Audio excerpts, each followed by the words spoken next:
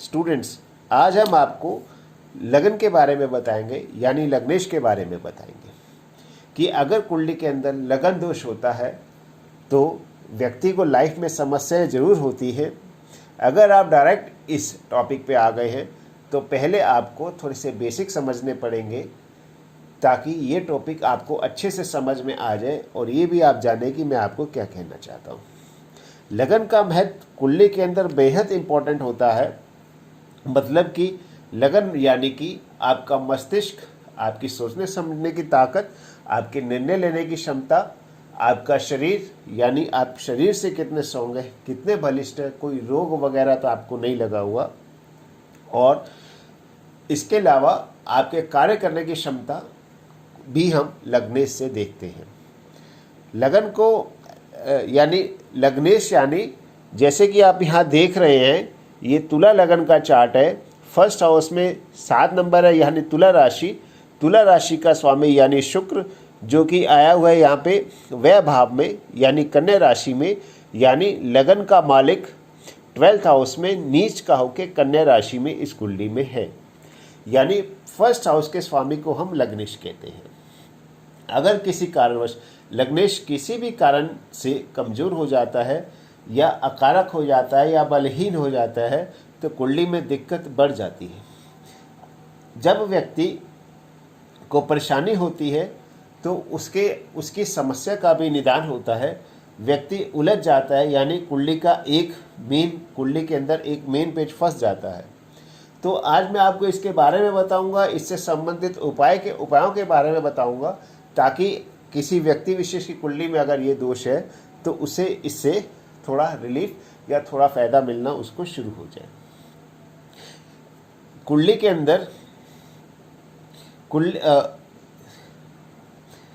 ऐसी कुंडली में जिसके अंदर लग्नेश का दोष होता है, बहुत सारे राजयोग ये स्वतः ही खत्म कर देता है, क्योंकि जब शारीरिक क्षमता ही कम हो गई यानी शरीर के अंदर कष्ट होगा या शरीर में कोई रोग होगा या कार्य करने की क्षमता नहीं होगी या मस्तिष्क उतने से अच्छे से वर्क नहीं कर पाता, तो कोई भी अपॉर्चुनिटी जो आपको ऐसे इंसान को मिलती है वो उसका फ़ायदा नहीं उठा सकता या कम उठा पाता है और वो अक्सर उसके हाथ से निकल जाता है। यानी कि लग्नेश की हमारी लाइफ में बहुत इम्पोर्टेंट है। ये अगर लग्नेश में दोष आ जाता है या लगन कमज़ोर हो जाती है या लग्नेश फंस जाता है तो कुंडली के अंदर बहुत से राजयोगों को दबा देता है, यानी राजयोग फल नहीं दे पाते या कुंडली के बहुत से अच्छे योग भी फल नहीं दे पाते। रीज़न जो आपको अभी मैंने पहले बताया। अगर कुंडली में ये दोष है तो उससे संबंधित उपाय आपको करने चाहिए जो कि मैं अभी आपको आगे बताने वाला हूँ। ये पूरा वीडियो आप मेरा आराम से देखिए। अब लगन दोष, जैसे कि आपने यहाँ देखा, यहाँ पे लगन 12th हाउस में फंस गया यानी वह भाव में फंस गया, यानी खर्चे के भाव में फंस गया, हॉस्पिटलाइजेशन यानी उल्टे भाव में फंस गया। तो ऐसे व्यक्ति को अब इससे संबंधित उपाय करने चाहिए। अगर लग्नेश किसी भी कारण से 6, 8, 12 यानी त्रिक भाव में आ जाता है, यानी 6th हाउस जो रोग का है, 8th हाउस जो मृत्यु समान कष्ट देता है और 12th हाउस जो व्यय देता है, अगर लग्नेश हमारा किसी भी अवस्था में यहाँ पे आ जाता है तो उससे संबंधित हमें उपाय करने चाहिए। यानी उससे संबंधित उपाय क्या हो सकते हैं, इस केस के अंदर हमें मंत्र करने चाहिए। इस केस में हमें रत्न को नहीं धारण करना चाहिए। अगर बाय चांस लगन की डिग्री जैसे कि शुक्र है, शुक्र की डिग्री अगर कम आ जाती है यानी वीक पड़ जाती है, यानी शुक्र बाल्यावस्था का या वृद्ध अवस्था का है तो शुक्र कमज़ोर हो जाता है। अगर शुक्र कमज़ोर हो जाता है, इस केस में शुक्र की पावर को बढ़ाने के लिए हमें इसका रत्न भी धारण कर सकते हैं और इसके साथ मंत्र का, बीज मंत्र का उपाय भी कर सकते हैं। अगर बाय चांस शुक्र नीच राशि में आ जाता है, यानी लग्नेश अगर नीच राशि में आ जाता है, जैसे यहाँ पर लग्नेश नीच राशि के अंदर है, जब लग्नेश नीच राशि में आ जाता है तो उसके रत्न को आप ना डालें या किसी से विचार विमर्श करके डालें तो अच्छी बात है। इस केस के अंदर मंत्र जाप यानी बीज मंत्रों का जाप आपको बहुत फल दे पाता है। अस्त ग्रह, अगर लग्नेश किसी कारणवश सूर्य के पास आके अस्त हो जाता है तो इस केस के अंदर भी हमें अगर सूर्य के साथ आके किसी शुभ भाव में बैठा है, यानी 6, 8, 12 भावों में नहीं बैठा है, तो उस केस के अंदर हम रत्न भी धारण कर सकते हैं, और नहीं तो हम मंत्रों का जाप कर सकते हैं। इस केस में हम दोनों ही काम कर सकते हैं, यानी रत्न भी धारण कर सकते हैं और बीज मंत्रों का जाप भी कर सकते हैं।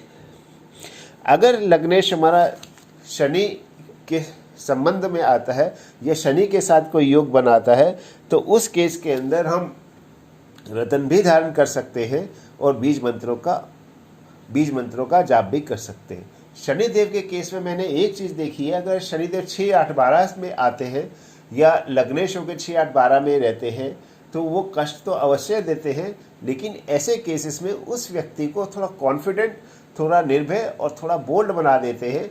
कष्ट तो उनकी दशा अंतरदशाओं में होता ही है, लेकिन वो उनको थोड़ा कॉन्फिडेंट बना देते हैं।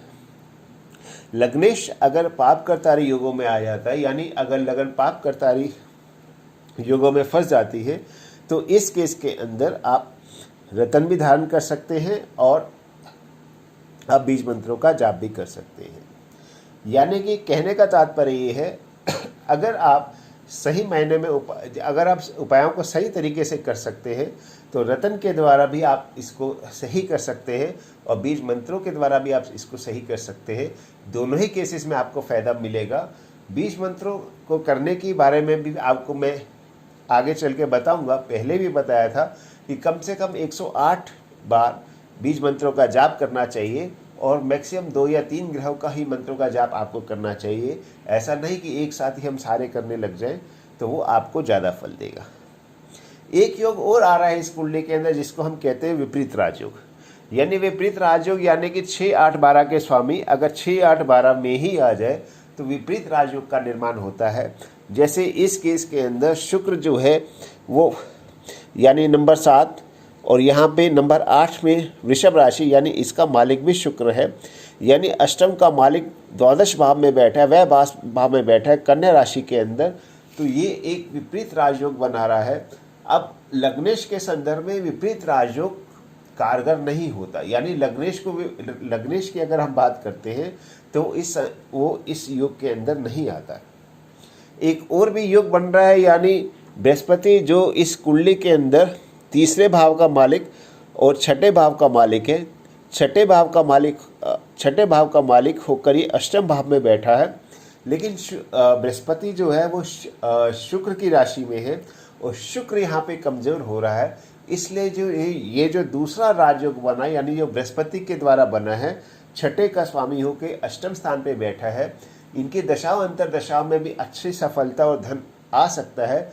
लेकिन चूंकि ये शुक्र की राशि में बैठा है और शुक्र यहाँ पे काफ़ी वीक है, तो इसलिए ये राजयोग भी यहाँ पे वीक पड़ जाता है। अब हमें इस विपरीत राजयोग यानी बृहस्पति जो छठे का मालिक अष्टम में बैठा है, इसका अगर हमें फल लेना है तो इसके लिए अब हमें क्या करना चाहिए, इसके लिए हमें शुक्र को बल देना चाहिए। जैसे ही हम शुक्र को बल देते हैं तो बृहस्पति जो विपरीत राजयोग बना रहा है ये भी पूर्ण राजयोग का फल देता है। तो देखिए, इस तरीके से मैंने आपको बताया कि लगन की और लग्नेश की हमारी कुंडली के अंदर क्या इंपॉर्टेंस है। लगन और लग्नेश हमारी कुंडली का एक इम्पोर्टेंट पार्ट है। यानी लगन यानी व्यक्तित्व, आप ऐसे समझिए बॉडी, ब्रेन और पर्सनैलिटी।